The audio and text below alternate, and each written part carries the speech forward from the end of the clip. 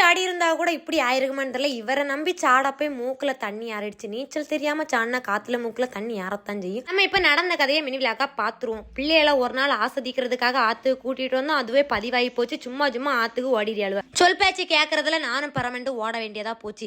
இதுல சும்மா கிடந்துச்சங்க ஊதிக்கு எடுத்தானா ஆண்டிங்கிற மாதிரி பிள்ளைகளை பிடிச்சு கெட்ட போன என்ன பிடிச்சு ஆத்துக்குள்ள தள்ளி விட பத்தாரு. ஏன் மாப்பிள்ள நான் விடுவேனா பிடிச்சு தள்ளி விட்டு போட்டேன். அவர் மல்லாக்க மலர்ந்து விழுந்துட்டாரு. அதை பாக்குறப்ப என் மனசுக்குள்ள என்ன உதிச்சு தெரியுமா?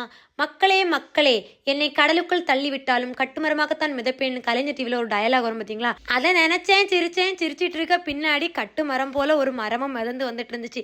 வந்த மரத்தை வண்டியாக்கி கப்பல் வண்டி ஓட்டிக்கிட்டாங்க என் வீட்டு சில்வண்டுகள் எல்லாருமா சேர்ந்துக்கிட்டு. ரவுண்ட் அடிச்ச கட்டுமரம் கொஞ்ச நேரத்துல கவுந்துருச்சு. கவுந்த மரத்தை அப்பாலே போன தூர தள்ளிட்டு குரங்கு போல ஆளாளுக்கு ஒரு கொப்பை பிடிச்சு தொங்க ஆரம்பிச்சுட்டாங்க மரத்தை பிடிச்சி.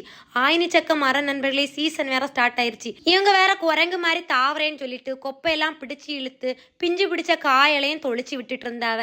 சின்ன நண்டுங்க தான் சின்ன பிள்ளைதனமா ஆத்துக்குள்ள விளையாடுதுன்னா பெரிய நண்டு கூடால சேர்ந்து விளையாடிட்டு இருந்துச்சு. நானும் எவ்வளவு நேரம் தான் இந்த வவ்வால் ஆயினி சக்க மரத்துல தொங்குறத பாத்துட்டு இருக்கேது. பொறுத்தது போதும் பொங்கி எழு சுபின்னு சொல்லி நானும் குதிச்சு பொங்க வச்சுட்டு ஆத்து தண்ணிய. என்னதான் ஆத்துக்குள்ள சப்பு சவறு வருதேன்னு ஒதுங்கி ஒதுங்கி போனாலும் ஆத்து தண்ணி வசியம் பண்ணி இழுத்துறது நம்மள. எங்களோட இந்த ஆத்துக்குள் குளியல் குதியல் எல்லாம் எப்படி இருந்துச்சுன்னு கமெண்ட்ல சொல்லுங்க. மறக்காம ஃபாலோ பண்ணி வச்சுக்கோங்க.